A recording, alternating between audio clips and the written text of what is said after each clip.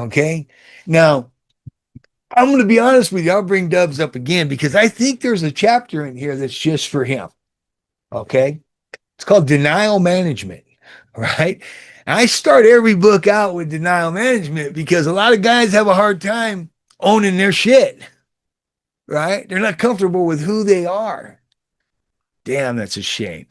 Like, okay, and I wrote this, it's published. So here we go. Why denial management is first. I explain why I put it first. Why is it important to address denial in the onset of your journey through self help programs? Most, if not all, of the other issues that other programs address, anger management, domestic violence, gun crimes, addictive behaviors, etc., can only be addressed if we are able to admit they are issues. Hello, Dubs. I'm going to help you out a bit here. You told. Maybe you should go ahead and look in the mirror and say, yeah, that's kind of who I am. I'll go ahead and own it and move on. This is the big yard, brother. There's room here for everybody, even you rats. Period. You didn't tell on me. And that's the way I judge people now. I mean, you did something to me. Okay, shame on you. I'll act accordingly. You ain't done it to me. I don't care. I ain't gonna give you nothing to ever do it to me with. You will get no block of cheese off of anything you get out of my fucking program, period, ever. It just won't happen. You got to get your Valvita, homie, somewhere else. All right. How can any one issue be addressed if we remain in denial whether that issue even exists? Man, I mean, hey, look, let's just go ahead. If the shoe fits, wear it, right? I'm not asking you to put on a number 10 when you wear a 9. All right. This is your shoe, partner. It fits. All right. One has to work through their denial issues and develop the tools they need to first be able to admit there is a problem. I mean, come on, Dubs. What's in your wallet? Right? Not addressing denial is like skipping a stone across the other programs and issues an individual needs to deal with. The stone just keeps grazing the surface and nothing sinks in. Man, Dubs, like Elon Musk when he walked into fucking Twitter or whatever it was he took over, had a big old kitchen sink hung off of a strap and a sign that said, let this sink in. Brother, let this sink in. I'm trying to help you here. Here's what you do. And I'm not saying you draw some whiskers on your face with a pencil. All right. Practice this shit in, in the mirror. I'm not saying any of that. I'm not saying that you start your fucking program out with a big old block of cheese sitting right here, you know, and Big Ben the rat running across the thing. I'm not saying you got to put your own self on blast or anything like that. I'm just saying it's very harmful to be in denial about that and other things because it's a slippery slope. You start denying who you are. Next thing you know, you're denying everything. You're not even living in reality anymore because you're so used to denying the things that you don't want to own up to and fess up to. Yeah, you're painting your own reality that's outside of the reality that exists. Without addressing denial functions and identifying how a person falls into their traps, no matter how hard you work at it, you will just be skipping stones and never breaking through to the deeper issues. And the deeper issue is, stud, that you're a fucking rat. That's the deepest issue. Oh man, that's deep too. Well, I'll tell you that right now. But that's your deepness. That's your water. That's your pond. Quit skipping stones. Get down in there and see what lays in the mud. Okay, so understanding denial management, table of contents, slicing the pie of denial. Yeah, I made that one up. The river of denial. I made that one up too. It's, instead of the river of denial river, it's the denial river, right? Dubs, you're on that. Yeah, you're drifting down. I drift the chain that binds us. You are bound to your denial functions. Correcting denial by changing course. And what have I learned? Dubs, you've learned nothing. But there's even hope for you, fucking rat. Um, you can correct denial by changing course. Change course. Look in the mirror. Tell yourself who you really are. Velveeta cheese eating motherfucker. Tell yourself who you are, right? And then know that you can change. You too can embrace the fact that you are part of the rat factory. Period. This is the big yard. It's the big yard. Obviously, nobody's looking for you because if they really were, they would have found you. But you're not a hard find. Okay. You're an easy find. So whatever it is you said, did, or anything, they figure you were never close enough to them to know anything for real, and they just don't see you as a threat, right? They just don't see you as a threat. You testified to things you read in books and stuff like that, and they just figure, Dubs is in denial. He thinks he was somebody he's not. In any event, but that's denial management. I'll send you my book. I got your address. I'll tell you what, I'm going to send you my fucking book. You can start with denial management. Okay, so I said I'd send you a book, Dubs, you and Gunner. And there's the Encyclopedia of Self-Help. Okay? I'm not going to send Gunner one because here's why. Gunner, Runner, whatever they call him. Because this one just has one chapter on domestic abuse. I think he needs his own book. A whole book. Because what I understand, he's pretty domestic abusive. And this one is getting ready to get published. I've been writing it. It's done now just about. But you could be a victim of domestic abuse and not even know it. And this is the new book getting ready to come out. Many men and women have experienced and are experienced domestic abuse. However, it is possible that you may be in denial or unaware of the abuses taking place. The back cover of this book has 10 questions to ask yourself. If you are not able to answer every question with a definite no, then it is possible you could be suffering from some form of abuse. This book is written with the intent to help you figure it out and together with your partner fix it so you can live a happier, more productive, and loving life. So we're going to get that to you. It's going to be published any day now. That's Gunner. And it's fitting too, and I'll tell you why. Because of the name is Gunner. Sexual offenders in the federal prison system, right? That don't know how to control themselves or exposing themselves to women workers and all of that and jacking off in front of them and just doing all that shit. Well, sometimes the feds will put them in yellow uniforms and stuff so they stand out, and they call them gunners. Doesn't that fit, Gunner? I'm going to send you that one as soon as I get it published, which is any day now. But Dubs, because I know you can benefit from this. You're in denial management, right in the book. Anger management, and then you got domestic abuse. It's all in here, man. These are 10. This is the Encyclopedia of Self-Help. These are 10 books in one. I'm getting ready to bless you with it, just like I said I would. And we're at the post office. You're holding the post office sign right there. Okay? Now, so I don't want to put you on blast out there with your address, right? So Star Speaking Truth About Recidivism, who it's coming from, and it's going to John Daniel Villa Jr.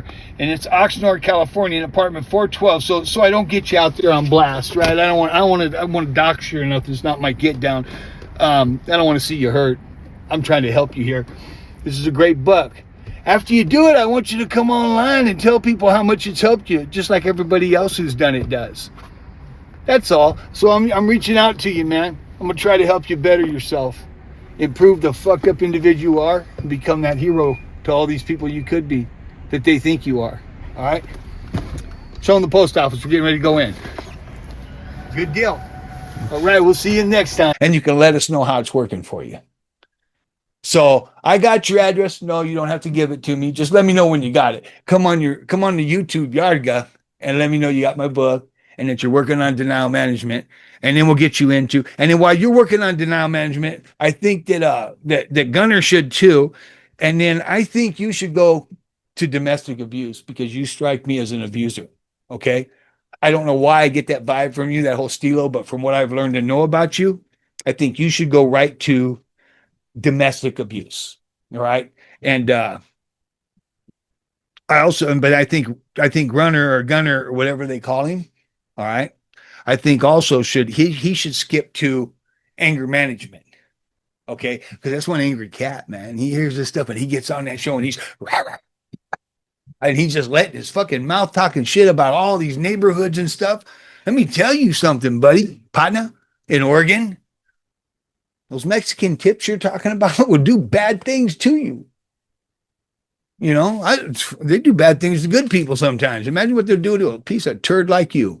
In any event, you need anger management, so that you don't get on there and keep yelling and screaming into the YouTube Yardga, right?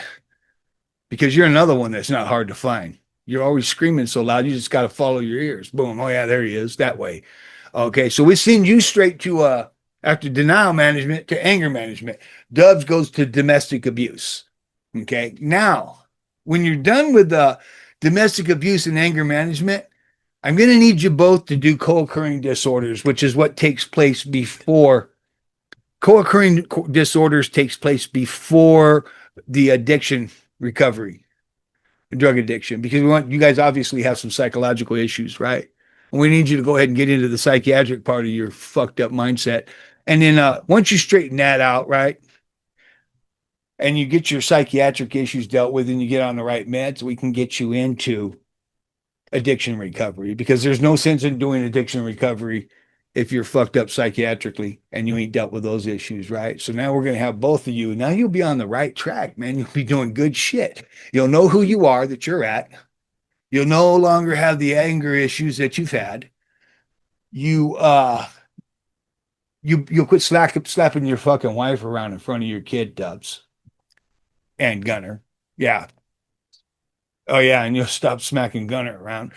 But in any event, yeah, and you guys know it was whispered to me, right? So I'm not the only one in this. But there's this, and then so when you go through those things, let's see. Well, I'm going to see what it says about anger management. Let's see. I can get in here, go through the anger management, and we can. Okay, whoa, there it is. We're going to talk about an amygdala hijack, right? Okay, right here. What is the amygdala? Well, we know, and this is what's going on with Gunner. Amygdala comes from the Greek word for almond. It's because it's an almond shaped deal in your brain, right? It is an almond shaped cluster of neurons and interconnected structures perched above the brainstem that are two, one on each side of the brain. Okay, so that's your amygdala. Now, here's the thing, okay? Your eyes perceive things that happen, and due to the reptilian factors of the brains and all that from back in the day, you had a fight or flight deal, right? Your eyes see it. There's a direct path to the amygdala, and the amygdala runs on emotion. Okay.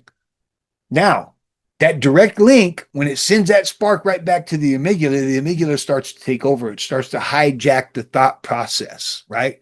There's a slower path that it also takes that it goes through, and it goes through the intellectual part of your brain where your brain starts to think right.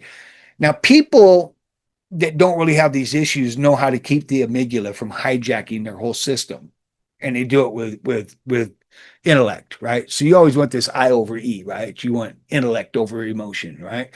People like Gunner, who have that instant spark of anger and all of that, right? They allow that amygdala hijack to take place, and emotions run wild because the emotion is now over the intellect and taking control, and the intellect never gets a chance to think. So if you just, that's why people say you count to 10, and a lot of times that works for people because during that count to 10, you've got the amygdala and that emotional surge in check, giving the intellectual part of your brain time to catch up with it and take over because it has to take a slower path. And in any event, it's all in here. It's all in the book. It's all right there. The eye perceives the threat of the alligator, right? It sends the thought immediately straight back to the thymulus. All right. The thymulus then has a direct line to the amygdala, the two almond shapes, amygdala, almond, has a direct line to there, and it sets them emotions on fire, like it shows you right there. Just sets them. And the emotions, man, the amygdala can hijack the entire system if let run without putting it in check. And so that's this book kind of runs through all of that. Gunner, that's what's happening with you, man. You hear these things about you that even though they're true, you don't like, and the amygdala gets all fucking wild. You go amygdala crazy, and you immediately turn your camera on, turn your mic on, and you start getting after it, calling people's neighborhoods things and calling their family members stuff and doing all of this. The only person I've never heard you talk about when you get mad and you're in the middle of an amygdala hijack is yourself or your boyfriend. You know, never heard that. So, I mean, that's just it. So there's a lot of me in here. Matter of fact, what I'm going to do, Dubs, I'm going to send you two books. One's for you and one's for Runner. And the reason I'm going to send you the two is that, and I want you guys to write in these books. I want you, there's exercises. See here, what's in your toolbox, right? There's exercises in there. I want you to take them and you want you to do these exercises, right? And write in there where it asks you to write, you know, the essays and all of that, right? And then once you share them with everybody on the YouTube yard, yeah, let them see how you're changing it. Let them really see what's in your wallet, right? And we'll be able to see you slowly change. I wrote this book for guys in prison because I like to see them get out. I wrote this book for dudes in prison to work with and work under. And yeah, I'm having a lot of fun here with those guys and everything like that. And I'm having a lot of fun on this channel and everything. I'll tell you stories about the history. It's all real. How do I know this stuff? I went to college for it. Was on the dean's list. Scored a 4.0. Okay. I got the letters to prove that too, but I'm kind of above, beyond this fucking hold a letter up and all this stuff for every fucking thing. No trust and believe. I wrote this book, had a 4.0. I studied this stuff. Not only did I study it from behind the desk, I studied it from the spoon too. Okay. I seen it from both sides. So I had a little more to bring to the table than your average psychiatrist in an office, psychologist, or dope fiend laid under a cardboard box in a bridge somewhere. Okay. I experienced both worlds. So I really had a lot to take to the table. I knew about anger and all of that. So, anyways, it is really, honestly, it's a good book. I wrote it for guys that were going to board because I wanted to see lifers get a chance to get out. I wanted to see them have something because one of them came out one day and they were coming from board. They said, damn, man, they already made their mind up. I'm an opportunistic person. What do you mean, stud? Well, I went in there. They already knew what they were going to do with me. I said, really? Yeah. Said, so you have to get at them earlier then. Because if you don't get at them when you think they're making the decision, then it's your fault because it's too late. And I wrote this book so that people would be able to write into it, right? And a board member could look back and they could look into the book instead of seeing a certificate said anger management completed, right? Having to guess questions at you and stuff. They look at that and they think, well, wonder who he paid to take this course. You know, who printed this up for him? So what I wanted them to have was the work written in the book to get to that board, to where the board now sees the certificate, can open the book and say, wow, okay, so, okay, he's learning about amygdala hijack right here. Here's an incident. He writes about an incident on the yard where he had an argument with somebody, right? And then we look at him back here where he writes about another instance. And I can see that in the beginning, he dealt with stuff this way. There was an amygdala hijack. But here later on, when he had this next incident, I see that the things that he had been taught in this book, it took place and he was using it and working it, right? And so I wanted the board members to be able to see the change in people when they went to board instead of just looking at a certificate and telling a guy, you're not ready to go home. Why? Well, because all I see is a certificate. No, you know what? You see my change right before you. And that's what the book was written for. And that's what it's about. And another thing is that it would do no good if I charged anybody anything for this fucking book. Okay. I don't do it. The donations come in to buy the books for people. I've never sold somebody a book. Okay. I've taken donations to get books and I've gotten books for them. I've given the proceeds of this book to my nonprofit, which goes back into helping people in prison, helping at-risk youth and all of that. That's what I give back to society. Better people getting out, staying out. No matter how much fun I get on here and talk, yuck it up, and talk about Velveeta cheese and bitches and snitches and lops and lanes and part-time dames, the reality of it is that I'm giving back to society. And a lot of time out of my life goes into giving back. Okay. I'm not taking shoes from mentally charged, challenged individuals. I'm not, it's just not, it's not my get down. And I don't think it should be yours either, brother. I'm here to tell you, Dubs, you're a better person than all that, man. Get in the book, go through denial management, own who you are, and become the person we all know you could be.